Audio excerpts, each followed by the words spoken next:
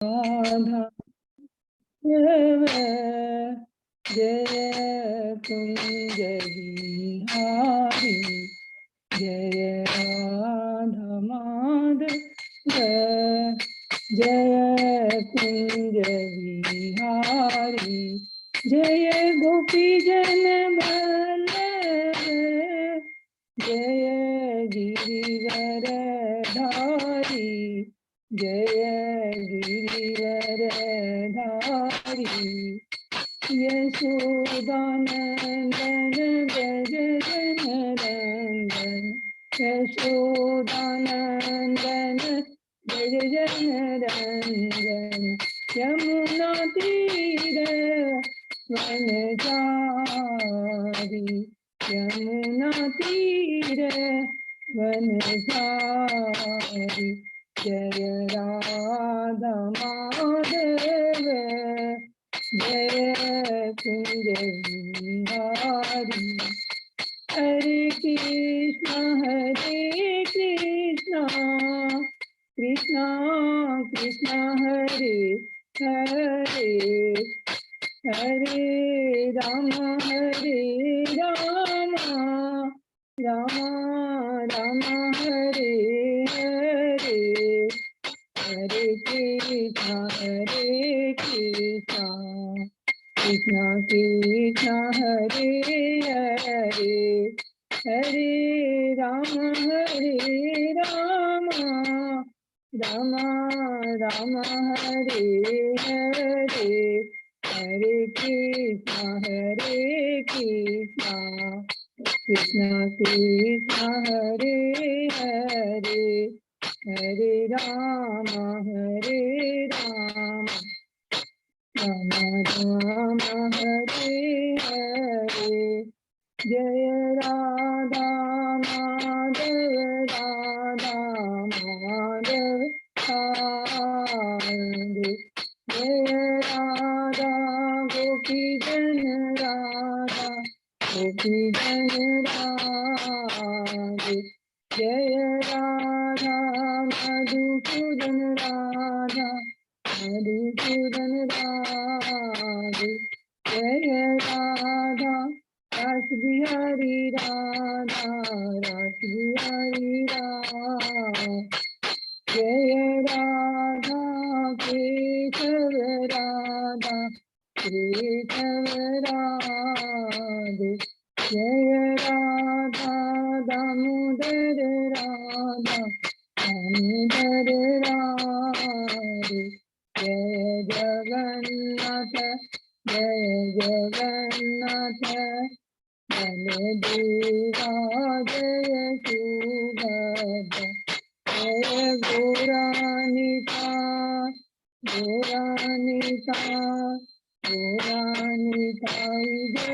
गौरानिता जय गुरुदेव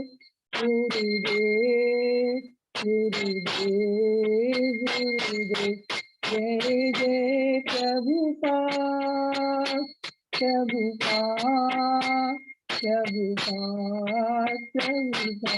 मिठाई बोल हरि बोल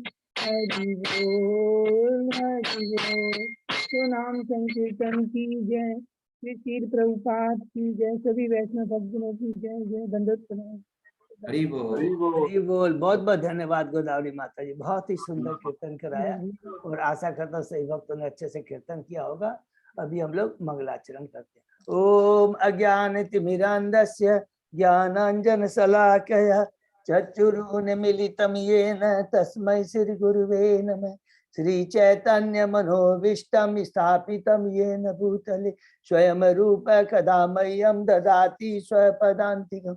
वन्देऽहं श्री गुरु श्रीयुतपद कमलं श्री गुरु वैष्णवांचि श्री रूपं साग्रजातं सहगना रघुनाथं वितं तं सजीवं स्वाद्वैतं सावभूतं परिजं सहितं कृष्ण चैतन्य देवं श्री राधा कृष्ण पादान सहगना ललिता श्री विशाखा वितांत नमः ओम विष्णुपादाय कृष्ण पृष्ठाय भूतले श्रीमते भक्ति वेदांत स्वामी इति नामने नमस्ते सरस्वती देवे गौरवाणी प्रचारिणी निर्विशेषा शून्यवादी पाश्चात्य देश धारिणी वांछा कल्पतरुभ्यश्च कृपा सिन्धुभ्येव च पतितानां पावनेभ्यो वैष्णवेभ्यो नमो नमः। नमो महावदान्याय कृष्ण प्रेम बदायते कृष्णाय कृष्ण चैतन्य नामने गौरत्विषे नमः। हे कृष्ण करुणा सिंधु दीन बंधु जगतपते गोपेश गोपिका कांत राधा कांत नमस्तुते। तप्त कांचन गौरांगी राधे बिंदावनेश्वरी विश्वानुसुते देवी प्रणमामि हरिप्रिये। नीलांचल निवासाय नित्याय परमात्मने बलभद्र सुभद्रायां जगन्नाथाय ते नमः। जय श्री कृष्ण चैतन्य प्रभु नित्यानंद श्री अद्वैत गदाधर श्रीवासादि गौर भक्तवृंद। मुखं करोति वाचालं पंगुलंगे गिरिं यत्कृपातमहं वन्दे श्री गुरुमदीनतारिणं परमानंद माधवं श्री चैतन्य ईश्वरं। हरे कृष्णा कृष्ण कृष्णा हरे हरे हरे राम राम राम हरे हरे। श्री श्री मंगलाचरण की जय, शिला प्रभुपाद की जय। हरे कृष्णा। आज के श्रीमद् भागवतम कक्षा में सभी भक्तों का हार्दिक स्वागत है। मैं सभी भक्तों के चरणों में हृदय से अपना दंडवत प्रणाम करता हूँ और हम लोग याद करेंगे कि हम कितने भाग्यशाली हैं कि भगवान श्री कृष्ण गुरु आचार्य साधु की असीम कृपा से हम लोग अभी श्रीमद् भागवतम की चर्चा कर पा रहे हैं, अध्ययन कर पा रहे हैं, डिस्कशन कर पा रहे हैं। अभी हम लोग जस्ट कुछ दिनों पहले कैंटो 3 में प्रवेश किए हैं। प्रथम अध्याय तो विदुर महाराज के प्रश्न, विदुर महाराज के प्रश्न किनसे हैं याद रखेंगे। शीर्षक में तो दिखाई देगा विदुर महाराज के प्रश्न है मैत्रेय मुनि से, और कैंटो 3, 4 पूरा मैत्रेय मुनि। लेकिन फर्स्ट जो पहला अध्याय थे उसमें प्रथम जो 4 अध्याय है उसमें सर्वप्रथम डिस्कशन विदुर जी का किससे होता है, उद्धव से होता है। फिर उद्धव जी उनको विदुर महाराज के पास में भेजेंगे और हम लोग डिटेल में करेंगे। तो अभी विदुर जी उद्धव जी से जो प्रश्न कर रहे हैं और उद्धव जी उसका प्रश्न दे रहे हैं। और हमने आरंभ कैसे किया था प्रथम अध्याय, जस्ट रिकलेक्ट करेंगे सब लोग प्लीज, कि जब कैंटो 2 शेष होता है उसके लास्ट 2 श्लोकों के पहले अचानक शौनक ऋषि याद दिलाते हैं सुध गोस्वामी को, हे सुध गोस्वामी आप इतना सुंदर हमें भागवतम का अमृत पान करा रहे हैं और अभी आपने पूरा भगवान की जो हम लोगों ने जो 10 कैंटो का ब्रीफ जो सुना था ना, 10 कैंटो मीन्स 10 जो विषय के बारे में सुना था, सुनने के बाद में तुरंत बोलते हैं अच्छा अब हम लोगों को ये वो बताइए जो विदुर जी, जो कि हम लोग कब पढ़ा था कैंटो 1 के 13वें अध्याय, कि अच्छा जब विदुर जी अपनी तीर्थ यात्रा से वापस आते हैं और धृतराष्ट्र का किस प्रकार वो कल्याण करने में मदद करते हैं, तो उस विदुर जी के बारे में बताइए। तो विदुर जी जो यात्रा करके आए थे वो किन किन से मिले, कौन कौन से स्थान मिले, उसको याद करते सुध गोस्वामी बहुत प्रसन्न होते हैं और कहते हैं अरे हाँ ये तो तुमने जो प्रश्न किया है वो बहुत ही उत्तम है। और यही प्रश्न परीक्षित महाराज ने भी सुखदेव गोस्वामी जी से कहा था, किया था। तो वही जो प्रश्न परीक्षित महाराज जी ने सुखदेव गोस्वामी जी से किया था और सुखदेव गोस्वामी जी ने क्या उत्तर दिया था वही मैं तुमको बताता हूँ। ये करके हम लोग तीसरे कैंटो के प्रथम अध्याय में प्रवेश करते हैं और कहते हैं राजा परीक्षित ने सुखदेव गोस्वामी से पूछा क्या संत विदुर तथा श्री मैत्रेय मुनि के बीच क्या और कब वार्ता। बहुत याद रखेंगे कि पहला प्रश्न सुखदेव गोस्वामी जी ने परीक्षित महाराज ने सुखदेव गोस्वामी से क्या कहा था कि मैत्रेय मुनि से जो विदुर जी मिले कब और कहाँ मिले और क्या विचार विमर्श हुआ। फिर दूसरा बोलते हैं अरे परीक्षित महाराज कहते हैं कि विदुर जी तो महान संत पुरुष है और उनका वो तो शुद्ध भक्त है और मैत्रेय मुनि भी बहुत शुद्ध भक्त है। दोनों के भी जो प्रश्न होंगे वो अत्यंत माने विदुर जी ने जो प्रश्न किए होंगे बड़े सार्थक उच्च स्तरीय के होंगे और विद्वान मंडली द्वारा अनुमोदित माने एक्सेप्टेड होंगे। और हम लोग ने कहा था कि जब भी भगवान के जो वक्ता और श्रोता भगवान के शुद्ध भक्त होते हैं वे केवल कृष्ण से संबंधित प्रश्न होते हैं। गीता में भी हमने पढ़ा कि कृष्ण भगवान जो परमेश्वर है पुरुषोत्तम भगवान है और उन्होंने उनसे प्रश्न किसने किए थे, उनके परम भक्त अर्जुन ने किए थे। तो इस प्रकार वो कहने के बाद में सुखदेव गोस्वामी जी कहते हैं कि देखो अब जो उत्तर जो दिया सुखदेव गोस्वामी जी ने परीक्षित महाराज के ये जो प्रश्नों का मैं तुमको बताता हूँ। तो सुखदेव गोस्वामी जी क्या उत्तर देते हैं वो हम लोगों ने पढ़ा। ये सुखदेव गोस्वामी जी कहते हैं परीक्षित महाराज को, ये कौन बता रहे हैं याद रखेंगे, सुत गोस्वामी जी बता रहे किनको, निमिषारण्य के मुनि को। एकदम कंसेप्ट क्लियर रहना चाहिए। पूरा भागवतम हम देखेंगे बीच बीच में हमेशा आएगा कि धृतराष्ट्र का युधिष्ठिर महाराज का नारद मुनि से डिस्कशन होता है, याद है हम लोगों को। जब युधिष्ठिर महाराज भ्रमित हो जाते हैं तो नारद मुनि आते हैं, ठीक है ना। तो अलग अलग सब अध्यायों में 13वें अध्याय में जब धृतराष्ट्र का देह था तो अलग अलग हमको सुंदर कोरिलेशन रहेगा, जरा भी कंफ्यूजन नहीं रहेगा। सुखदेव गोस्वामी जी कहते हैं परीक्षित महाराज को कि किस प्रकार धृतराष्ट्र ने अपने पुत्रों के संग में रह करके उसकी मति मारी गई थी, लाक्षागृह ने पांडवों को मारने का प्रयत्न किया। वो भौतिक दृष्टि से नहीं आध्यात्मिक दृष्टि से भी अंधे थे। किस प्रकार द्रौपदी को अपमानित किया गया, किस प्रकार छल पूर्वक जुए में पांडवों को हराया गया, उनको वनवास भेजा गया और वनवास से जब वापस आए तो युधिष्ठिर महाराज ने अपना उचित जो राज्य मांगा, केवल 5 गांव मांगे थे, देखिए वो भी वो देने के लिए मना कर दिया। फिर अर्जुन स्वयं भगवान श्री कृष्ण को दूत बनवा के भेजते हैं और मूर्ख, यहाँ पर बहुत सुंदर वर्णन है कि वहां पर उस समय भीष्मदेव भी वहां पर ही थे, किसके संग वहां पर थे, हस्तिनापुर में इसके यहाँ रह रहे थे, धृतराष्ट्र के यहाँ रह रहे थे। वो कृष्ण भगवान को देखकर बहुत प्रसन्न होते हैं, अरे इतने, लेकिन दुर्योधन और धृतराष्ट्र क्योंकि उनके माया के द्वारा उनकी बुद्धिमती मारी गई थी, वो उनको समझ नहीं पाते हैं। और उसके बाद में स्वयं धृतराष्ट्र विदुर को बुलाते हैं सलाह लेने के लिए और विदुर कहते हैं कि हे धृतराष्ट्र, तुम अपराध दुर्योधन का पालन अपने अच्युत पुत्र के रूप में कर रहे हो। सबसे बड़ी आश्चर्य की बात, दुख की बात है कि वो भगवान श्री कृष्ण से ईर्ष्या करता है। सबसे बड़ा इंपॉर्टेंट जो विदुर जी ने हमें जो तत्व ज्ञान दिया कि जो भगवान से ईर्ष्या करता है उसका कभी भी कल्याण। वो दुर्योधन जो कि भगवान से ईर्ष्या करता है और तुम उसको सपोर्ट कर रहे हो। और इसके उपलक्ष्य में चाणक्य ने कहा था कि जिसका पुत्र भगवत भक्त नहीं होता है वह अंधे नेत्रों के समान है, वो पीड़ा देगा और उस तरह के नेत्रों को जो 2 आंख में जो होते हैं उसको निकाल देना चाहिए, नहीं तो हमेशा कष्टदायी होगा। और दुर्योधन तुरंत वहां आ जाते हैं और बहुत अपमानित करते हैं, उनको रखेल कहते हैं और कहते हैं हमारे रोटी के हमारे पर पल रहा है वही आज हमारे अगेंस्ट में ये वार्ता कर रहा है। इस तरह को बहुत अपमानित करते हैं। विदुर जी को खेद नहीं होता है, आश्चर्यचकित होता है क्योंकि शुद्ध आत्मा थे। तुरंत वो समझ गए कि दुर्योधन भगवान की भयंकर दृष्टि द्वारा बह गया है, जकड़ा गया और मेरे ऊपर भगवान श्री कृष्ण की बहुत बड़ी कृपा है कि उन्होंने मुझे ये जो मैं भक्तों का जो संग कर रहा था मुझे हिंट दे दिया दुर्योधन के अपमानित करने के माध्यम से। हे विदुर, तू यहाँ क्या कर रहा है, तू तो मेरा शुद्ध भक्त है, तू यहाँ से निकल जा।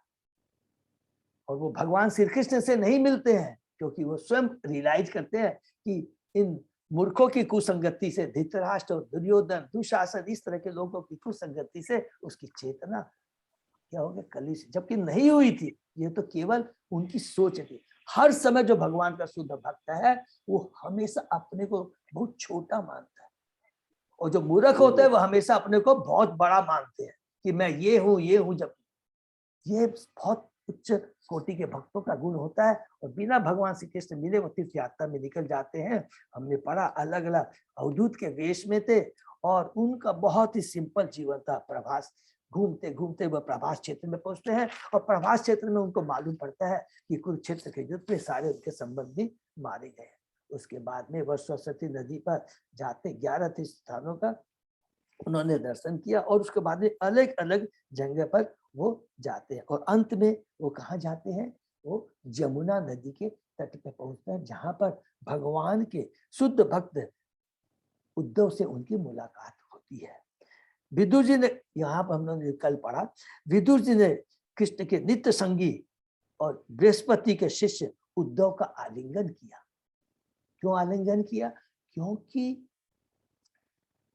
विदुर जी उद्धव जी से बहुत बड़े थे उम्र में, ठीक है ना, और उनका आलिंगन किया वैसे है तो, और उद्धव जी ने भी उनका आशीर्वाद दिया। उन्होंने भगवान श्री कृष्ण तथा बलराम के अंश में एक एक करके हम लोग जस्ट समराइज करके किस किस के बारे में पूछा। सर्वप्रथम उन्होंने भगवान श्री कृष्ण और बलराम के बारे में पूछा, उसके बाद में प्रद्युम्न के बारे में पूछा, सबको मालूम है रुक्मणी के पुत्र हैं। उसके बाद में उग्रसेन जो कंस के पिता हैं, जब कंस को मार करके भगवान श्री कृष्ण ने उग्रसेन को राजा बनाया था। उसके बाद में सांब के बारे में पूछते हैं, वो जाम्बवती के पुत्र हैं।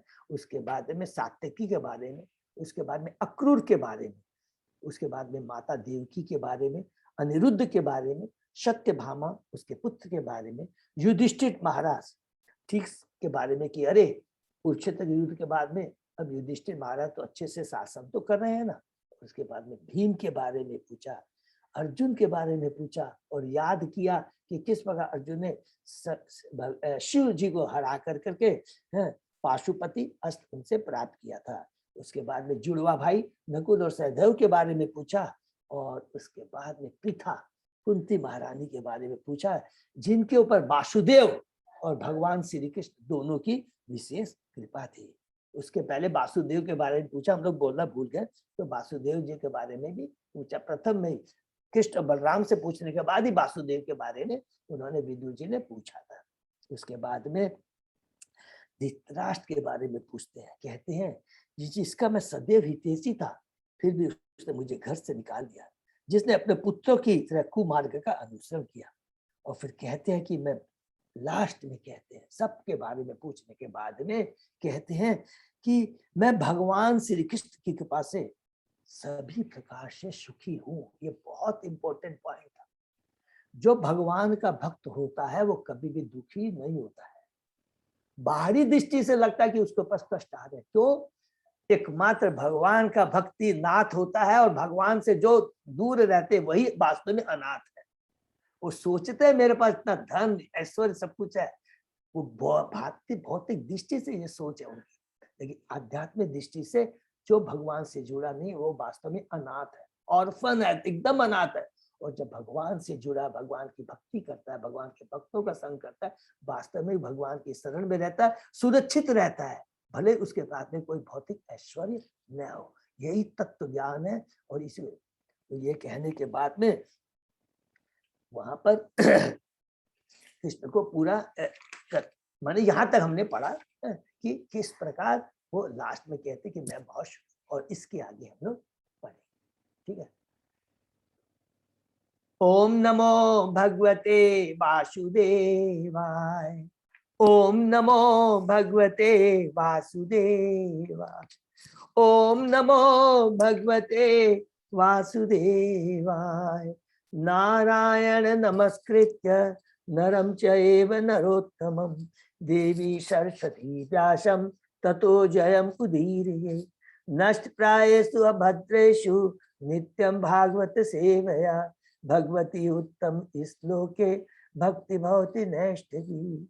आराधयो भगवान ब्रजेश तनय ततदाम वृंदावन रमया काचित उपासना व्रजवधु वर्गेणिया कल्पिता। श्रीमद्भागवतम प्रमाणम अम्लम प्रेमापुमर्थो महान्। श्री चैतन्य महाप्रभो मतम इदम तत् आदरो न पर। हरे कृष्ण कृष्ण कृष्ण हरे हरे, हरे राम राम राम हरे हरे।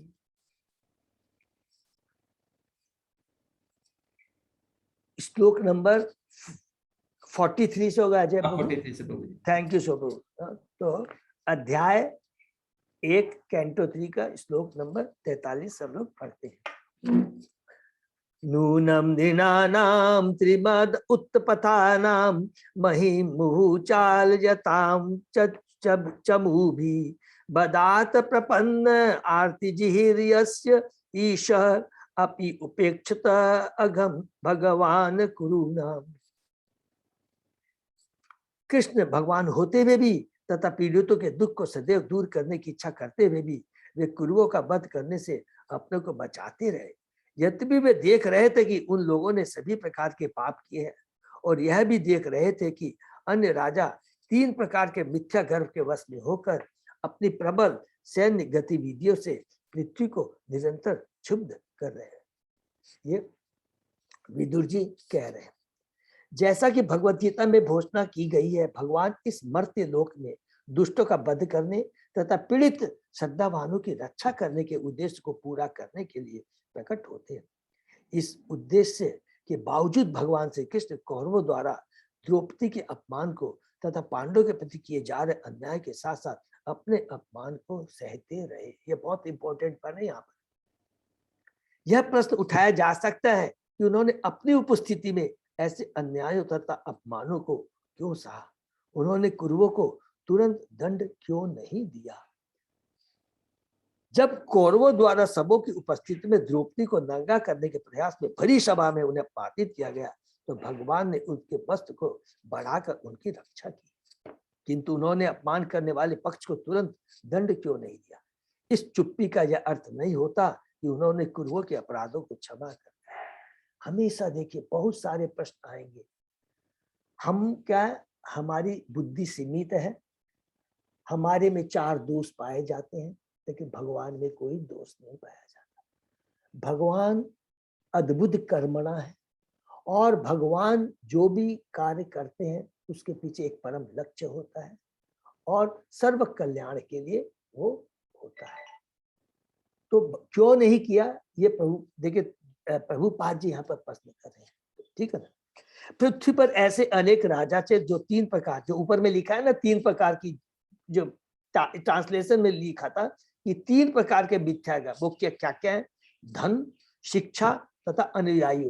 कार्य मेरे बहुत सारे फॉलोअर है, मेरे पास में बड़ा, मैं ज्ञानी हूँ, मैं बड़ा धनवान हूँ, और मेरे इतने इतने सारे लोग फॉलोअर है के कारण गर्वित हो उठे थे, और वे सैन्य बल की गतिविधियों से पृथ्वी को लगातार क्षुब्ध बना रहे थे। भगवान इस ताक में थे कि वे सभी कुरुक्षेत्र की युद्ध भूमि में एकत्र हो और उन सबों का एक साथ सफाया कर दिया जाए। हरि बोल। तो भगवान क्या कर रहे थे? ठीक है, एक एक करके सारे जो दुष्ट राजाएं थे, असुर थे, अभक्त थे, कृष्ण चाहते थे कि मैं यहाँ आया हूं और सारे दुष्टों को एक जगह इकट्ठा करके कुरुक्षेत्र के मैदान में ला करके एक से उनका सफाया करना चाहता है। इसीलिए कृष्ण भगवान ने उस समय ऐसे नहीं कि एक एक सबको एक जगह ला कर करके उनका सफाया किया। वो भी, और दूसरा रीजन क्या था यहाँ पर शायद कि भगवान हमेशा जब इस भौतिक जगत में आते हैं, जो कुछ भी कार्य करते वो डायरेक्ट न करने के बाद चेष्टा यही करते हैं कि अपने भक्तों को उस कार्य करने का श्रेय प्रदान करते। तो अर्जुन को वो श्रेय प्रदान करना चाहते थे, जिससे से एक साथ सभा कर दिया जाए, जिससे से उनका वध करने का उद्देश्य थोड़े में पूरा हो सके। ईशावीन माने ईशविहीन राजागण या राज्यों के प्रधान जब धन, शिक्षा तथा जनसंख्या वृद्धि से गर्वित हो उठते हैं, तो वे सैन्य बल का प्रदर्शन करते हैं और निर्दोषों को कष्ट देते हैं। जब भगवान श्री कृष्ण स्वयं उपस्थित थे, तो संसार भर में ऐसे अनेक राजा थे, अतः भगवान ने कुरुक्षेत्र युद्ध के लिए योजना तैयार की। अपने विश्व रूप के प्राकट्य में भगवान ने वध करने के अपने उद्देश्य को इस प्रकार व्यक्त किया है। बहुत इंपॉर्टेंट है, जो हम लोग ने पढ़ा था ना 11 अध्याय में, जब अर्जुन कहता है मुझे विश्व रूप दिखाओ, और उसके अंदर भी फिर भगवान दिखाते हैं कि किस तरह उनके दांतों से जीवों में करोड़ों करोड़ों अरबे बड़े शक्तिशाली कैसे प्रवेश कर रहे हैं, चिपके हुए हैं। ये बहुत बढ़िया हमारे अध्याय में भगवान अपने विश्व रूप के माध्यम से दिखा देते हैं कि उनका जो ऐश्वर्य, हम मैं कौन हूं। अर्जुन तक घबरा जाता है। तो क्या बोलते हैं 11वें अध्याय में, मैं अवांछित जनसंख्या को कम करने के लिए कुरु काल रूप में इस पृथ्वी पर स्वेच्छा से अवतरित हुआ। स्वेच्छा से मैं तुम पांडवों के अतिरिक्त यहाँ पर 31 सारे लोगों को सफाया कर, यह बद्ध कार्य तुम्हारी भागीदारी की प्रतीक्षा नहीं करेगा। हे अर्जुन, तुम मारोगे या नहीं मारोगे, तुम तो केवल निमित्त मात्र हो, यह पहले से ही नियोजित है। सारे लोग मेरे द्वारा बद्ध किए जाएंगे। यदि तुम युद्ध भूमि में वीर की तरह प्रसिद्ध बनना चाहते हो और युद्ध में लूटी हुई संपत्ति का भोग करना चाहते हो, तो हे सभ्य चाची, तुम अविलंब इस बद्ध के निमित्त बनकर इसका श्रेय प्राप्त करो। द्रोण, भीष्म, जयद्रथ, कर्ण तथा अन्य महान योद्धा पहले मेरे द्वारा मारे जा चुके हैं। तुम चिंता मत करो, तुम युद्ध करो और महान योद्धा के रूप में विख्यात बनो।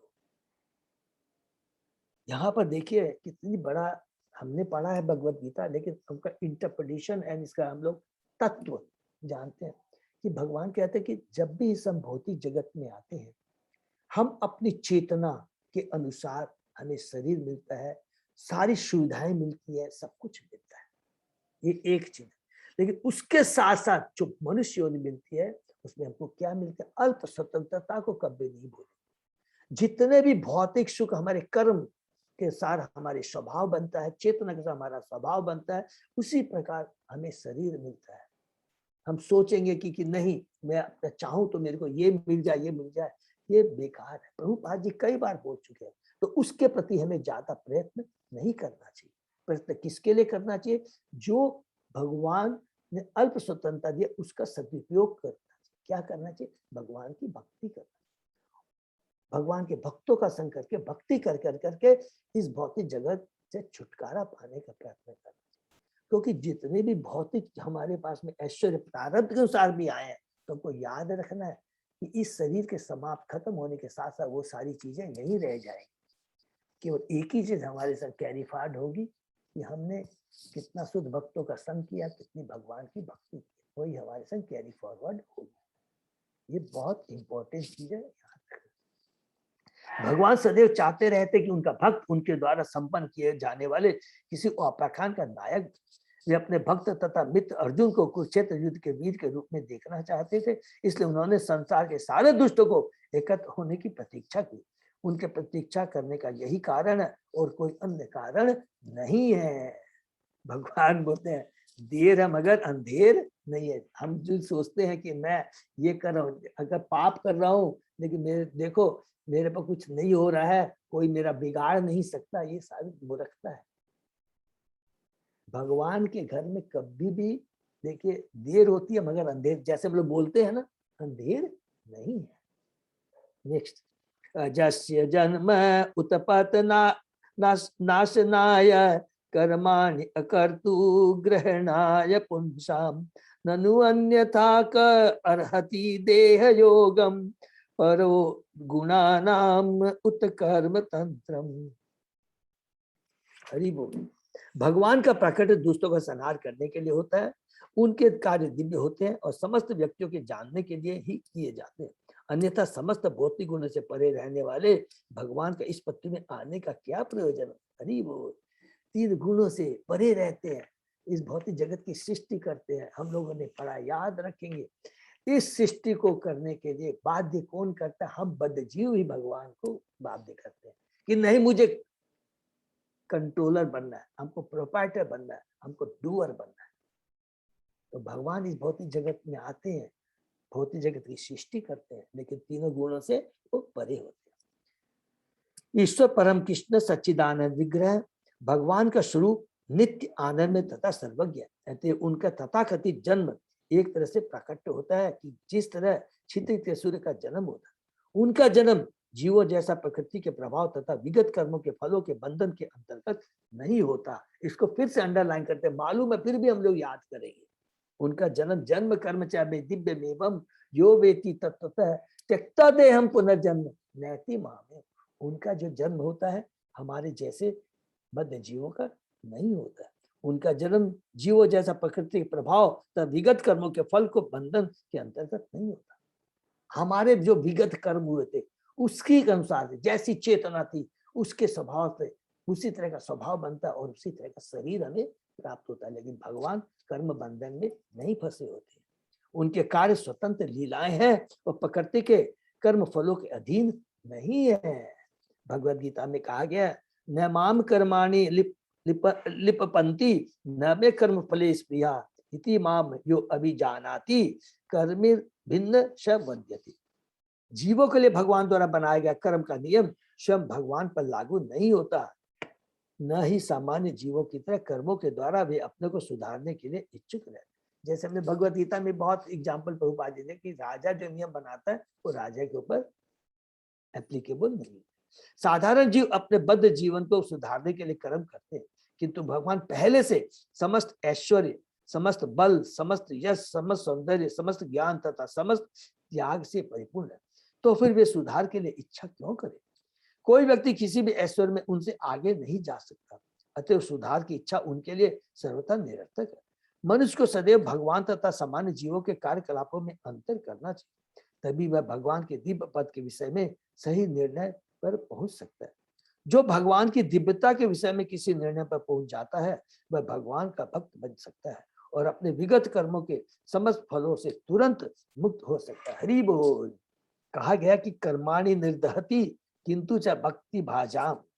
भगवान भक्त के विगत कर्मों के फलों को या तो कर्म कर देते हैं, कम कर देते हैं, या एकदम ध्वस्त कर देते हैं, नष्ट कर देते हैं, अर्थात पूरा नष्ट करके इसको भौतिक जगत से छुटकारा दिला देते हैं।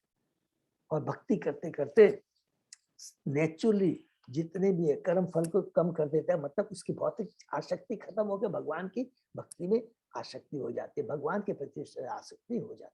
भगवान के कार्यकलाप सभी जीवों द्वारा अंगीकार किए जाने तथा आस्वाद किए जाने के लिए, उनके कार्यकलाप सामान्य व्यक्ति को भगवान के प्रति आकृष्ट करने के लिए होते हैं। भगवान सदैव भक्तों के हित में कार्य करते हैं, अतः सामान्य व्यक्ति जो कि सकाम कर्मी होते हैं या मोक्षकामी होते हैं, भगवान के प्रति आकृष्ट हो सकते हैं जब वे भक्तों के रक्षक के रूप में कार्य करते हैं। सकाम कर्मी भक्ति द्वारा अपने लक्ष्य प्राप्त कर सकते हैं और मोक्षकामी भी भक्ति द्वारा अपना जीवन लक्ष्य प्राप्त कर सकते। सारे जितने भी अकामी, सकामी, मोक्ष हमने पढ़ा था ना गीता, अभी भागवतम में कैंटो 2 के 30 अध्याय के 10वें श्लोक में, ठीक है ना। भक्तगण न तो अपने कर्म का फल चाहते हैं, न वे किसी प्रकार का मोक्ष चाहते हैं। वे भगवान के यशस्वी अति मानवीय कार्यों का तथा उनके द्वारा गोवर्धन पर्वत के उठाए जाने तथा बाल्यावस्था में पूतना राक्षस का वध किए जाने का आस्वादन करते हैं। उनके कार्य सभी प्रकार के लोगों, कर्मियों, ज्ञानियों, भक्तों को आकृष्ट करने के लिए संपन्न किए जाते हैं। देखिए सभी तरह के लोग, ये इसमें कोई डाउट नहीं है, कर्मी, ज्ञानी सब भगवान के कार्यों से बड़े ही आकृष्ट होते हैं, क्योंकि वे अमानवीय होते हैं। चूंकि वो मानव जैसे कार्य करते हैं, लेकिन वो जो कार्य करते साधारण मानव नहीं कर सकता, इसलिए उसको अमानवीय कहते हैं। चूंकि वे कर्म के समस्त नियमों से परे हैं, अतः उनके लिए माया के रूप को स्वीकार करने की संभावना नहीं रहती। जिस प्रकार अपने कर्मों के फलों से बद्ध सामान्य जीव बाध्य हो जाते हैं, लेकिन अगर हम भगवान के भक्तों से जुड़े रहेंगे, भगवान की भक्ति करते रहेंगे, धीरे धीरे भी हम क्या हो जाएगा, धीरे धीरे जो 3 गुणों का प्रभाव हमारे ऊपर नहीं रहेगा। धीरे धीरे हमारी जो आसक्ति है वो धीरे धीरे भौतिक चीजों के प्रति कट जाएगी। उनके प्राकृत्य का गौण प्रयोजन दुष्संभव का संहार करने तथा अल्पज्ञों द्वारा नास्तिकतावादी प्रचार की भ्रष्टता को रोकना है। भगवान के हेतु की कृपा से भगवान द्वारा मारे जाने वाले असुरों को मोक्ष प्राप्त होता है। हरि बोल। भगवान का सार्थक प्राकृत्य सामान्य जन से सदैव भिन्न होता है। यहाँ तक कि शुद्ध भक्तों का भी भौतिक देह से कोई संबंध नहीं होता और सच्चिदानंद रूप में प्रकट होने वाले भगवान निश्चित रूप से भौतिक स्वरूप द्वारा सीमित नहीं होते। तो भगवान कितनी सुंदर बात लिखा, उनका जन्म साधारण नहीं होता है। जन्म कर्म जो हमने बताया। नंबर 2, जो भगवान के शुद्ध भक्त भी होते हैं, उनका भौतिक से शरीर देह से कोई संबंध नहीं होता। और सच पूछा जाए तो भगवान के जो शुद्ध भक्त होते हैं, उनकी भी सारी चेतना तो दिव्य है, उनका शरीर भी दिव्य होता है। दिखने में बाहरी उनको भौतिक नहीं कहना चाहिए। क्यों? कि उनका एक एक क्षण, एक एक सोच, एक एक कार्य सारे केवल कृष्ण से ही संबंधित होते। एक क्षण भी वो भगवान को वो नहीं भूलते हैं। ठीक। तस्य प्रपन्न अखिलोकपानाम अवस्थितानाम अनुशासनेशवे अर्थाय जातस्य यदुषु अजस्य वार्ताम सखे कीर्तय तीर्थ कीर्ति। अतः हे मित्र, उन भगवान की महिमा का कीर्तन करो जो तीर्थ स्थानों में महिमा मट के जाने के रूप है। वे अजन्मा है, फिर भी ब्रह्मांड के सभी भागों में शरणागत साधकों पर अपनी हेतु की कृपा द्वारा वे प्रकट होते हैं। उन्हीं के हितार्थ के वे अपने शुद्ध भक्त यदुओं के परिवार में प्रकट होते हैं। ब्रह्मांड भर में नाना प्रकार के लोकों में असंख्य शासक हैं। सूर्य लोक में सूर्यदेव, चंद्र लोक में चंद्रदेव, स्वर्ग लोक में इंद्र, वायु, वरुण तथा ब्रह्मलोक में देवता, जिसमें भगवान ब्रह्मा निवास करते हैं। ये सभी भगवान के आज्ञाकारी शिव हैं। जब भी विभिन्न ब्रह्मांडों के असंख्य लोकों के प्रशासन में कोई विपत्ति आती है तो उनके शासक भगवान से प्रकट होने के लिए प्रार्थना करते हैं और वे प्रकट होते हैं। उनकी पुष्टि भागवत में पहले ही निम्नलिखित श्लोकों में हुई है। एते चांस कला पुंस कृष्णस्तु भगवान स्वयं। इसमें सबको याद है ना, एते चांस कला कृष्णस्तु भगवान स्वयं। जितने भी हैं ये जो भी ये भगवान के अंश हैं, उसमें अंश है, कलांश मीन्स जिनके श्वांश भी होते हैं और विभांश भी होते हैं, लेकिन कृष्ण भगवान स्वयं भगवान है। अर्थात जितने भी ये विस्तार है, जो कुछ भी है, वो ओरिजिनल भगवान श्री कृष्ण के ही से ही आते हैं। इंद्रादि व्याकुलम लोकम विदयन्ति युगे। हर युग में जब भी आज्ञाकारी शासकों पर कोई विपत्ति आती है तो भगवान प्रकट होते हैं। वे अपने शुद्ध अनन्य भक्तों के लिए भी प्रकट होते हैं। शरणागत शासक तथा शुद्ध भक्तगण सदैव भगवान के कठोर नियंत्रण में रहते हैं। किसके द्वारा? प्रकृति के माध्यम से। और वे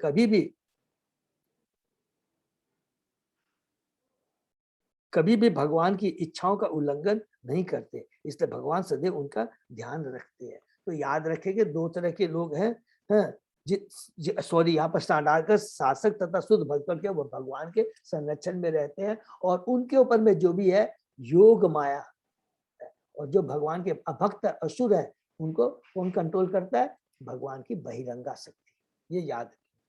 तीर्थाटन का उद्देश्य भगवान का निरंतर स्मरण करना है, इसलिए भगवान तीर्थ कीर्ति कहलाते हैं। तीर्थ स्थान की यात्रा करने का उद्देश्य भगवान की महिमा के गायन का अवसर प्राप्त करना है। भगवान के वहां पर जो शुद्ध भक्त रहते हैं उनका एसोसिएशन करना, उनका संग प्राप्त करना होता है। आज भी यद्यपि समय बदल चुका है, फिर भी भारत में तीर्थ यात्रा के अनेक स्थल है। उदाहरणार्थ मथुरा तथा वृंदावन में, जहाँ हमें ठहरने का अवसर प्राप्त हुआ है।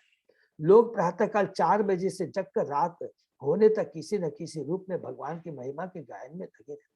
ऐसे स्थान की शोभा यह है कि मनुष्य को सदा भगवान की पवित्र महिमा का स्मरण हो आता है। हरि बोल।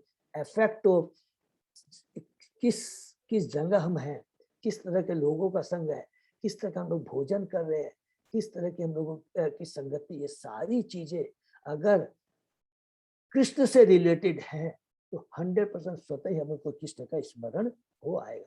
जैसे हम लोग किसी शुद्ध भक्त को देखते ही तिलक धारी किया है, तो जो भी किसी को रास्ते में हमने देखा, हमको देखता है, अगर हमने तिलक धारण किया है, तुरंत उसको किसकी याद आ जाती है?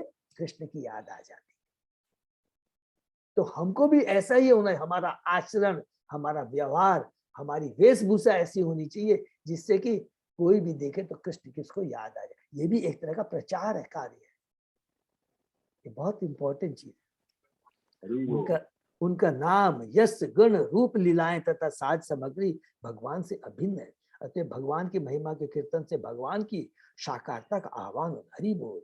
किसी भी समय या कहीं भी शुद्ध भक्तगण मिलकर भगवान की महिमा का कीर्तन करते हैं तो भगवान निसंदेह आकर उपस्थित होते हैं। इसको अंडरलाइन कर लेंगे। देखिए क्या बात लिखा है इतने प्रभुपाद जी के। जहां भी भगवान के नाम, रूप लीलाओं का श्रवण कीर्तन होता है, स्वयं वहां पर भगवान उपस्थित होते हैं। भगवान ने स्वयं कहा कि जहां उनके शुद्ध भक्त उनकी महिमाओं का गायन करते हैं वहां वे सदैव निवास करते हैं। हरि बोल। इस प्रकार हम लोगों ने प्रथम अध्याय समाप्त किया, जिसमें विदुर जी उद्धव जी से प्रश्न करते हैं और जैसे ही विदुर जी भगवान श्री कृष्ण का उनको याद दिलाते हैं, उद्धव जी को भगवान का स्मरण आ जाता है। उद्धव जी ने किस किस के, देखिए विदुर जी कितने हैं, जो कुछ भी उन्होंने प्रश्न किया कृष्ण के भक्तों से संबंधित, और कोई भी दूसरा प्रश्न नहीं किया। और जैसे ये प्रश्न करते हैं उद्धव जी को भगवान का स्मरण आ जाता है। और हम लोग दूसरे, थोड़ा साउंड थोड़ा तेज करना पड़ेगा। ओ सॉरी। तो जैसे अभी ठीक है प्रभु? अभी ठीक है? हाँ। अभी ठीक है प्रभु? ठीक है अभी। Okay, thank you so much प्रभु। तो जैसे ही अभी विदुर जी ने सारे प्रश्न किए उद्धव जी से, उद्धव जी को तुरंत किसका याद आ जाता है? भगवान का स्मरण याद आ जाता है। और जैसे उनका स्मरण याद आता है, हम लोग दूसरे अध्याय में प्रवेश करते हैं। तो ठीक है, हम लोग दूसरे अध्याय को लेते हैं। ठीक है जय प्रभु। हाँ प्रभु जी। ओके। श्री शुकवाच, शीर्षक का नाम भी है भगवान कृष्ण का स्मरण। इति भागवत पृष्ठ छत्रता वार्ताम प्रिय आश्रयाम प्रति वक्तुम न च उत्सेहे औत कंठयात स्मारित ईश्वर। श्री सुखदेव गोस्वामी ने कहा, जब विदुर ने महान भक्त उद्धव से प्रीतम कृष्ण का संदेश कहने के लिए कहा, तो भगवान की स्मृति के विषय में अत्यधिक चिंता के कारण उद्धव तुरंत उत्तर नहीं दे पाए। हरि बोल। देखिए, जो भगवान का शुद्ध भक्त होता है, जैसे ही भगवान के बारे में स्मरण, वो भी उद्धव जी से, जिनके सामने लास्ट में हम लोग पूरा डिटेल में पढ़ेंगे कि किस प्रकार जब भगवान श्री कृष्ण इस धरा से पलायन करते हैं, उस समय उद्धव जी वहां आते हैं और उसी समय मैत्र मुनि भी वहां रहते हैं, याद रखेंगे। और उससे उसी समय भगवान श्री कृष्ण उद्धव जी को बोलते हैं। उद्धव जी भगवान श्री कृष्ण के संग जाना चाहते हैं, लेकिन भगवान श्री कृष्ण कहते हैं कि हे उद्धव, मैं सारी जगह गया हूं, वृंदावन भी गया, मथुरा भी गया, द्वारका भी गया, अलग अलग कई जगहों पर मैं गया, स्वर्ग में भी गया। जब सत्यभामा ने कहा था कि मुझे कल कौन सा वृक्ष लाने के लिए कहा था, परिजात भी, मैं सब जगह गया, लेकिन मेरी इस अवतार में मैं खाली एक जगह नहीं गया हूँ, वह बद्रीनारायण। तो ये उद्धव, तुम वहां पे जाओ, तुम, और जब तुम पूरा कार्य कर लोगे तब तुम मेरे धाम आ जाओगे। बहुत सुंदर लीला, मैंने एक एक चीज का करेंगे। तो वही उद्धव जी लास्ट में उन्हीं के सामने, उन्हीं से, और उसी समय भगवान ने पलायन करने के पहले उद्धव गीता कही थी, जो कि हम लोग कैंटो 11 में पढ़ेंगे। इतनी पावरफुल है, 23 मेरे ख्याल से अध्याय है, इससे बड़ा माने पूरा उद्धव गीता उस समय भगवान। तो वही उद्धव अब याद करते हैं कृष्ण को। जब याद करते हैं तो, और विदुर जी जब भगवान के बारे में पूछते हैं, तो उद्धव जी तुरंत उत्तर नहीं दे पाते हैं। तो आगे हम लोग पढ़ते हैं, यह पंचायन मात्रा प्रात आशाय याचित ततन इच्छत रचयन यस्य सपर्याम बाल लीलया। वे अपने बचपन में ही सब 5 वर्ष के थे, तो भगवान कृष्ण की सेवा में इतने लीन हो जाते थे कि जब उनकी माता प्रातःकालीन कलेवा करने के लिए बुलाती, तो वे कलेवा करना नहीं चाहते थे। हरि बोल। तात्पर्य, अपने जन्म से ही उद्धव भगवान श्री कृष्ण के सहज भक्त नित्य सिद्ध थे। वे अपने बचपन में भी स्वाभाविक अंत प्रेरणा के कारण कृष्ण की सेवा करते थे। वे कृष्ण के स्वरूप वाले गुड्डों से खेला करते, माने खिलौनों से खेलते थे, उन्हें वस्त्र पहनाते, खिलाते और पूजा किया करते थे। इस तरह वे दिव्य साक्षात्कार की क्रीड़ा में निरंतर लीन रहते। वे सब नित्य मुक्तात्माओं के लक्षण है। बहुत इंपॉर्टेंट बात यहाँ प्रभुपाद जी ने लिखा है। देखिए, छोटे से बच्चे, 5 साल के बच्चे, वो खाना वाना सब भूल जाते थे, खाली भगवान श्री कृष्ण की मूर्ति माने खिलौनों के रूप में उनको लेकर के उनको सजाते थे, उनको स्नान कराते थे, उनको भोजन कराते थे। देखिए, इस तरह वे दिव्य साक्षात्कार की क्रीड़ा में निरंतर लिए। ये सब नित्य मुक्त आत्मा के लक्षण है। नित्य मुक्त आत्मा भगवान का भक्त होता है, जो उनको कभी नहीं भुलाता। मानव जीवन भगवान के साथ अपने नित्य संबंध को पुनर्जागृत करने के लिए होता है, और सारे धार्मिक आदेश जीव की इस सुप्त अंत प्रेरणा को जागृत करने के लिए होते हैं। यह जागृति जितनी ही जल्दी लाई जा सके, उतनी ही तेजी से मानव जीवन का उद्देश्य पूर्ण हो जाता है। हरि बोल। इसको सब लोग अंडरलाइन कर लेंगे कि मनुष्य जीवन का उद्देश्य क्या है? अपनी हुई खोई हुई चेतना, नेचुरली खोई चेतना इसलिए कहा गया क्यों? तभी तो हम लोग इस भौतिक जगत में है। हम भगवान को भूल चुके हैं, अपने को स्वामी कह करके, कंट्रोलर कह करके, प्रोप्राइटर कह करके बोल के तो इस भौतिक जगत में आए। तो इस हमारी जो चेतना कृष्णमय, हम भगवान को भूल चुके हैं। पुनः शुद्ध भक्तों का संग कर कर करके भगवान के द्वारा लिखे प्रभुपाद जी के जो सारे बुक्स हैं, उनको स्टडी कर कर कर करके, भक्तों का संग कर करके पुनः अपनी खोई चेतना को हम लोग पुनः जीवित कर सकते, और यही जीवन का परम लक्ष्य है। भक्तों के अच्छे परिवार में बालक को भगवान की सेवा करने का अनेक प्रकार से अवसर मिलता है।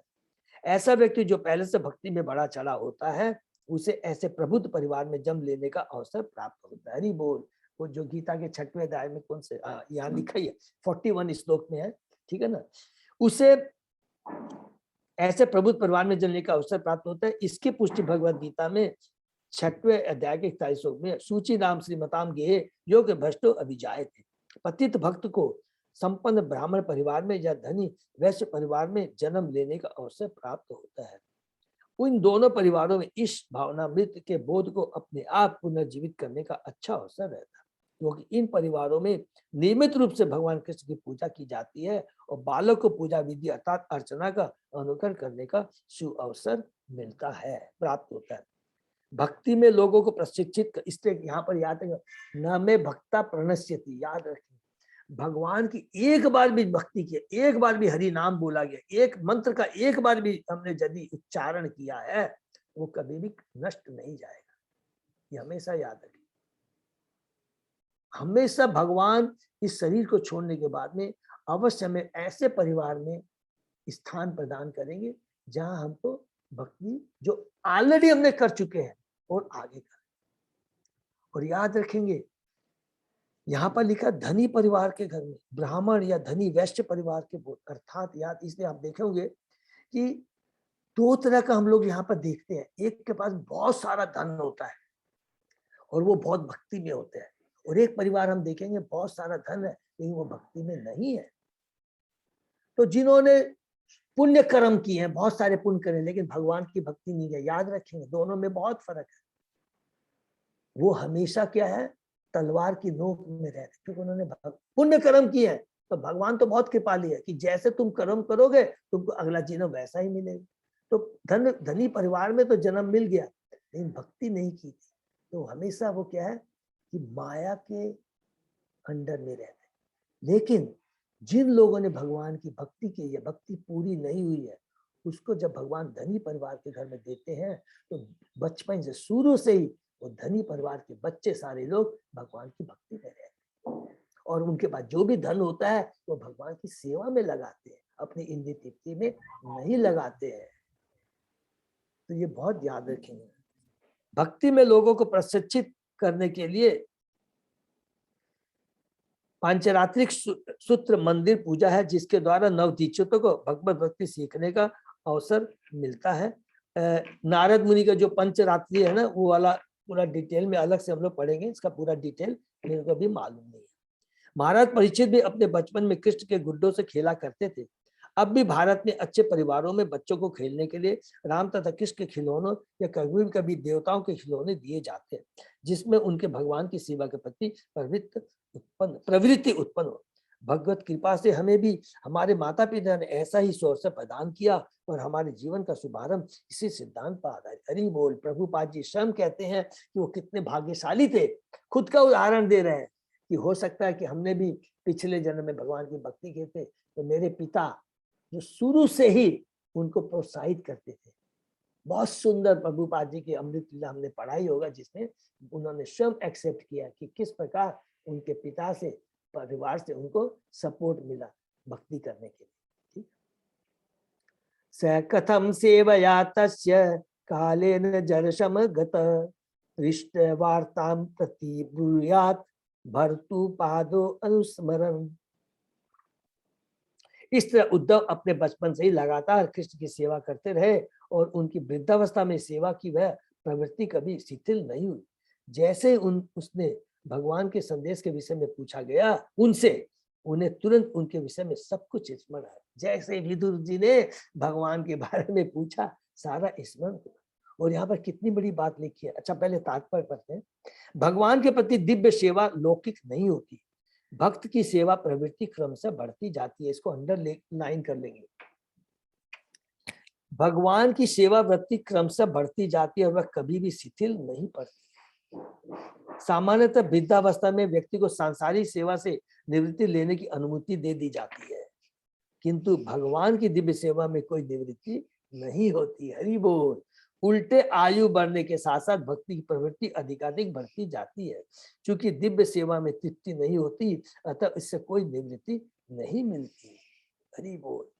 भौतिक दृष्टि से जब मनुष्य अपने भौतिक शरीर से सेवा करते हुए थक जाता है तो उसे सेवा से निवृत्ति की अनुमति दे दी जाती है। अगर वो नहीं भी छोड़ना चाहता है तो उसको याद दिला दिया जाता है, आप आपके 60 साल की हो गए, कृपा कर करके अब आपका रिटायरमेंट आ गया है। देखिए, लेकिन जो भगवान की भक्ति में लगे रहते हैं उनका रिटायरमेंट नहीं होता है, वो चलता ही रहता है, चलते ही रहती है। बल्कि जैसे जैसे आयु बढ़ती जाती है भगवान की प्रवृत्ति, भगवान की भक्ति करने की इच्छा और बढ़ती चली जाती है। क्योंकि हमने पढ़ा है कि जब भगवान की भक्ति का रस एक बार हमें मिल जाता है फिर तो वो रुकता नहीं, वो बढ़ता ही चला जाता है। किंतु दिव्य सेवा में थकान का अनुभव नहीं। दूसरी चीज क्या होती है कि जब हम भौतिक शरीर हमारा थक जाता है तो भौतिक से हम थक जाते हैं, लेकिन जो भगवान की भक्ति करता है वो कभी भी थकान अनुभव नहीं करता है। क्योंकि थकान किस शरीर के प्रति होता है, हमारी जो आत्मा है, आत्मा में कभी थकान थोड़ी होता है। हमारी जो जिब्ब चेतना हो तो कभी थकती नहीं है। जितना भगवान की भक्ति करते जाएंगे उतना और हमारा भगवान के प्रति आसक्ति और दिव्य आनंद बढ़ता चला जाएगा। क्योंकि यह आध्यात्मिक सेवा होती है, इसको अंडरलाइन कर लें, क्योंकि ये भौतिक नहीं, ये आध्यात्मिक है। भगवान की भक्ति आध्यात्मिक होती है। भक्ति करने से जो आनंद मिलता है वो दिव्य होता है, भौतिक नहीं होता है, वो आध्यात्मिक होता है। और आध्यात्मिक चीज कभी थकती नहीं है और शारीरिक स्तर पर नहीं है। शारीरिक स्तर पर होने वाली सेवा शरीर के वृद्ध होने के साथ साथ घटती जाती है, किंतु आत्मा कभी वृद्ध नहीं होता। इसको अंडरलाइन कर लें, क्योंकि आत्मा कभी भी वृद्ध नहीं होता है।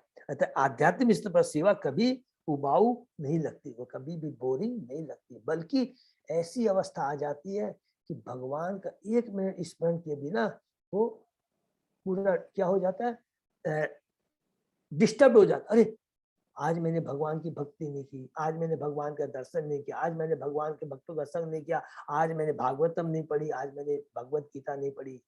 एक एक चीज में आज मैंने भगवान को भोग लगाया नहीं, एक एक चीज का याद रहता है।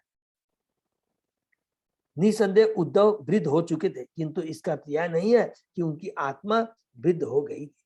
दिव्य स्तर पर उनकी सेवा प्रवृत्ति परिपक्व हो चुकी थी। अतः जब विदुर ने कृष्ण के विषय में प्रश्न किया तो उन्होंने तुरंत भगवान को सारे संदर्भों से स्मरण किया और वे सारे के स्तर पर स्वयं को भूल गए। हरि बोल। यह शुद्ध भगवत भक्ति का लक्षण है। अब तब वो भौतिक स्तर पे नहीं रहे, उनकी जो चेतना है कृष्णमय दिव्य हो जाती है। जैसा कि बाद में भगवान कपिल द्वारा अपनी माता देवहूति को दिए गए लक्षणम भक्ति योग से उपदेशों के प्रसंग में बतलाया जाएगा। कि यही चीज जब अभी इसी कैंटो 3 में हम पढ़ेंगे कि कपिल, भगवान कपिल जो अपनी माता देवहूति को ज्ञान दे, साक्ष्य योग का ज्ञान बहुत ही पावरफुल है, जो इसी कैंटो 3 में आएगा। समूर्तम अभूत तुष्टिम कृष्ण अंग्री शुद्धया भृशम दिव्येन भक्ति योगेन निमग्न साधु निर्वत। वे क्षण भर के लिए मौन हो गए, उनका शरीर तनिक भी हिला डुला नहीं। वे भक्ति भाव में भगवान के चरण कमलों के स्मरण रूपी अमृत में पूरी तरह निमग्न हो गए और उसी भाव में वे गहरे उतरते दिखने लगे। तात्पर्य, विदुर द्वारा कृष्ण के विषय में पूछे जाने पर ऐसा प्रतीत हुआ मानो उद्धव नींद से जगे हो। वे यह खेद करते हुए प्रतीत हुए कि उन्होंने भगवान के चरण कमलों को भुला दिया।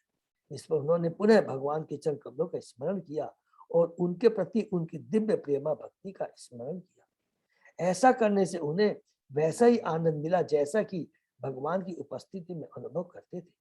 क्योंकि भगवान परम है, अतः उनकी स्मृति तथा उनकी सदैव उपस्थिति में कोई अंतर नहीं। हरि बोल। इसको अंडरलाइन कर लेंगे, क्योंकि भगवान परम है, अतः उनकी स्मृति तथा उनकी देव उपस्थिति में कोई अंतर नहीं है। भगवान का याद करना और माने फिजिकली उनको देखना, दोनों में कोई अंतर नहीं है।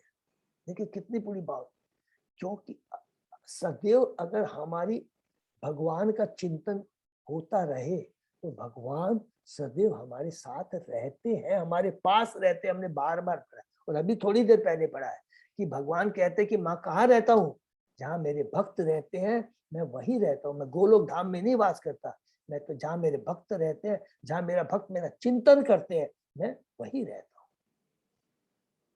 इस तरह उद्धव एक क्षण के लिए पूर्णतः मौन रहे, किंतु उस आनंद में अधिकाधिक गहरे जाते प्रतीत। हरि बोल। भावावेश का प्रदर्शन महाभागवतों द्वारा किया जाता है। शरीर में 8 प्रकार के दिव्य परपत्र होते हैं। यह अश्रु, कंपन, प्रसवेद, बेचैनी, रोमांच, गले का रुदन आदि, और विदुर के समक्ष उद्धव में इन सबका प्रकट हुआ। हरि बोल। तो ये हम लोग भक्ति रसामृत सिंधु पढ़ेंगे, उसके अंदर में रूप गोस्वामी जी ने बहुत सुंदर डिटेल में हम लोग इसके बारे में हम लोग पढ़ेंगे। ठीक है ना। तो अभी हम कितना सुंदर वर्णन कर रहे हैं उद्धव जी का है। और इसलिए हमेशा में प्रयत्न करना चाहिए कि जब भी किसी से मिले, भक्तों से मिले, तो भगवान के बारे में स्मरण पूछना चाहिए, जिससे क्या हमें भगवान का स्मरण आ जाए। तो क्या हमारा भी कल्याण होता है और दूसरे का भी कल्याण होता है। ठीक। पुलक उद्भिन्न सर्व अंग मुंचन मिलत दृशाशुच पूर्णार्थो लक्षित तेन स्नेह प्रसर समपल्लुतः। विदुर ने देखा कि उद्धव में संपूर्ण भाव के कारण समस्त दिव्य शारीरिक परिवर्तन उत्पन्न हो आए हैं और वे अपनी आंखों से विक्षोभ के आंसुओं को पोंछ डालने का प्रयास कर रहे हैं। इस तरह विदुर यह जान गए कि उद्धव ने भगवान के प्रति व्यापक प्रेम को पूर्ण रूप में आत्मसात कर लिया है। देखिए, जो भगवान का शुद्ध भक्त होता है ना, उस तुरंत समझ जाता है कि उस भक्त की क्या दिव्य स्थिति है। तात्पर्य, भगवान ने अनुभवी भक्त विदुर ने उद्धव में भक्ति में जीवन के उच्चतम लक्षण देखे और उन्होंने उनके भगवत प्रेम की सिद्ध अवस्था की पुष्टि की। ऐसे भाव में शारीरिक परिवर्तन आध्यात्मिक स्तर पर प्रकट होते हैं और ये अभ्यास द्वारा उत्पन्न की गई कृत्रिम अभिव्यक्तियां नहीं होती। इसको अंडरलाइन, जैसे आज के जो पाखंडी होते हैं ना, दिखावटी होते हैं पाखंडी, फटक से उनके आंख में आंसू आ जाएंगे देखेंगे। तो यहाँ पर बोलते हैं ये कृत्रिम ढंग से नहीं होता है, ये स्वतः ही आता है। भक्ति के विकास की 3 अवस्थाएं होती है। प्रथम अवस्था है भक्ति संहिताओं में संतुलित विधि विधानों का पालन करना। दूसरी अवस्था है भक्ति की स्थायी दशा का आत्मसात होना और उनकी अनुभूति होना। और अंतिम अवस्था दिव्य शारीरिक अभिव्यक्ति के लक्षण वाली भाव अवस्था। भक्ति की 9 विभिन्न विधियां यथा श्रवण, कीर्तन, स्मरण आदि इस विधि के शुभारंभ है। हरि बोल। ये हम लोगों ने बहुत डिटेल में पढ़ा है, याद है ना, हम लोगों ने कैंटो 1 में ही पढ़ा था शुरू में। विश्वनाथ चक्रवर्ती का भी जो 15 और यह भी श्रद्धा, साधु संग, भजन क्रिया, अनर्थ वृत्ति, निष्ठा, रुचि, आसक्ति, भाव, प्रेम के अंदर में भी बहुत अलग अलग स्टेज है। तो वो हम लोग भक्ति रसामृत सिंधु में अलग से पढ़ेंगे। भगवान की महिमाओं तथा लीलाओं के नियम पूर्वक श्रवण के से शिष्य के हृदय की अशुद्धियां धुलने लगती है। जिस शिष्य की अशुद्धियां जितनी अधिक धुल जाती है, वह भक्ति में उतना ही अधिक दृढ़ होता है। क्रमशः ये भक्ति कार्य एक एक करके स्थिरता, देखिए बहुत इंपॉर्टेंट, स्थिरता, दृढ़ विश्वास, स्वाद, अनुभूति तथा आत्मसात का रूप धारण कर देते हैं।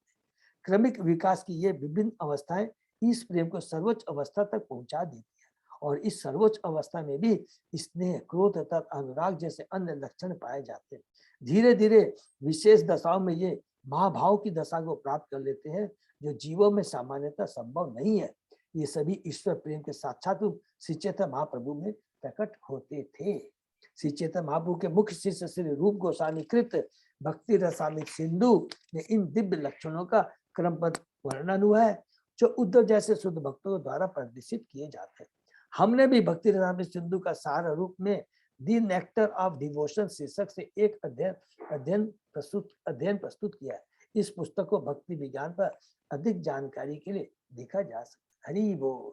तो हम लोग यहीं पर विराम देते हैं। तो यहाँ पर हम लोग पढ़ रहे हैं कि किस प्रकार विदुर जी ने अलग अलग, जब वो जमुना के तट पर उद्धव जी से मिलते हैं, बहुत प्रसन्न होते हैं, उनका आलिंगन करते हैं, क्योंकि उद्धव जी कोई साधारण नहीं, वो भगवान के चचेरे भाई हैं, कृष्ण के चचेरे भाई हैं, भगवान के शुद्ध भक्त हैं, बृहस्पति के शिष्य हैं।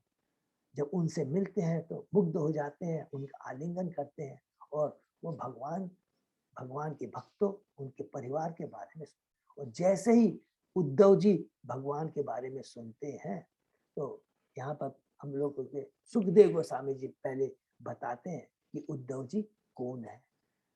बचपन से ही वो भगवान की खिलौनों से खेलते थे, उनको भोजन कराते, स्नान कराते, वस्त्र पहनाते। और ये प्रभुपाद जी ने तात्पर्य कहा कि जो भगवान के भक्त होते हैं, जिन्होंने प्रारब्ध में पिछले जन्म भक्ति, उनके यही लक्षण होते हैं। और जो भी भगवान की भक्ति करता है उसको भगवान नेक्स्ट जन्म भक्त के परिवार में ही देते हैं, जहाँ वो अच्छे से भक्ति कर सके। ये कहने के बाद में फिर यहाँ पर हम देखते हैं कि उद्धव जी के बारे में सुखदेव गोस्वामी जी बताते हैं और किस प्रकार उद्धव जी विदुर जी का प्रश्नों का उत्तर देने के पहले उनकी क्या मनोदशा होती है। यहाँ पर हम लोग समाप्त करते हैं और जिसका डिटेल में वर्णन भक्ति रस में सिंधु में है, हम लोग अलग से पढ़ेंगे। याद रखेंगे ये नेचुरल होता है, कोई दिखावटी नहीं है। हम कृत्रिम ढंग से चेष्टा करेंगे कि हो जाए, नहीं होगा। ये बहुत सूक्ष्म और दिव्य। हरे कृष्ण। तो लोग बहुत ही अच्छा है। हरे कृष्ण प्रभु जी, दंडवत प्रणाम। दंडवत प्रणाम। हरे कृष्ण प्रभु जी, दंडवत प्रणाम। सबको मेरा बहुत बहुत धन्यवाद। तो ये हम लोग विराम देते हैं। किसी अगर कोई अनाउंसमेंट है, अजय प्रभु। नमस्कार प्रभु जी, नमस्ते। प्रश्न तो नमस्ते पूछ सकते हैं। पूछ सकते हैं। हरे कृष्णा। तो यही पर हम लोग विराम देते हैं और फिर थोड़ा सा अजय प्रभु कोई भी आपका अनाउंसमेंट है क्या प्रभु प्लीज? नहीं सचेज तो कुछ नहीं प्रभु जी, आप कुछ अपडेट है तो बता दीजिए। तो बस यही है, एक ही चीज है कि 14 तारीख का याद दिला रहा हूँ सबको प्लीज। हाँ हाँ सब लोग याद रखेंगे, भूलेंगे नहीं। गीता जयंती है, हमारे गुरु सदे रोड में होंगे, सभी लोग भक्त ज्यादा आएंगे और सब लोग अजय प्रभु को जिनके भी गीता की रिक्वायरमेंट है ये देंगे। तो मेरे को नेक्स्ट वीक से मैं कलेक्शन करना शुरू करके दे दूंगा। और हमारी जो यात्रा है हो रही है, पूरी की यात्रा है, तो कुछ लोगों ने फॉर्म नहीं फिलअप किया, कुछ मेरे को याद दिला है। तो अगर वैसे तो भी सब सारे रूम बुक हो गए, हम लोग चेष्टा कर रहे हैं कि किसी करनी है। तो पीके लीला प्रभु, हाँ भगवान, पीके लीला प्रभु आपने फॉर्म तो नहीं भरा है ना? वो बात कर लूंगा। उन्होंने कहता हमारे लीडर को बोल रखा था, उन्होंने किया होगा। प्रभु शायद मेरे पास आया नहीं, प्लीज काइंडली थोड़ा पूछेगा, नहीं तो फिर मैं आउट ऑफ लाइन जाके एक बार फिर मैं विकास को बोलूंगा, क्योंकि अभी है। मैं बात अभी बात कर लेता हूँ। करके आप थोड़ा पोस्ट कर दीजिए, उसको बोलेगा है। ठीक है, हरे कृष्णा। तो आजकल के अंदर में मैं मैक्सिमम कल तक सबको पूरी लिस्ट मिल जाएगी कि किस किस के रूम किस होटल में बुक हुए हैं, ठीक है ना? क्योंकि विकास प्रभु बहुत मेहनत कर रहा है बेचारा। विकास के मैं रोज उसको फोन करता रहता हूँ कि ये चाहिए ये चाहिए है। तो प्लीज थोड़ा सा आप लोग मदद करें। हरे कृष्णा। हम लोग यहीं पे विराम। संडे वाला क्लास कंफर्म है ना प्रभु जी? हाँ हरि बोल। प्रभु आपने बात किया था, मैं गोपाल बलराम गोविंद प्रभु से बात हुई आपकी? मेरी बात में बाहर थे, वो आज आएंगे शायद। तो वो करना है, वो मैं भी कर लूँ, आप भी कर लें, लेकिन वो प्लीज वो क्लास रहेगी, पक्का होनी चाहिए। अगर नहीं होती तो वो मेरे को जरूर बोल देते हैं, फिर भी प्रभु हम लोग बात कर लेते हैं। ठीक है, हरे कृष्णा। तो संडे को हमारी कॉमन क्लास होगी। धन्यवाद प्रणाम। हरे कृष्णा, धन्यवाद प्रणाम। हरि बोल। हरे कृष्ण हरे कृष्ण। सही भक्तों का धन्यवाद। और हम आज का सेशन यही विराम करते हैं। सही भक्तों की हरि बोल। हरि बोल हरि बोल हरि बोल। हरि बोल।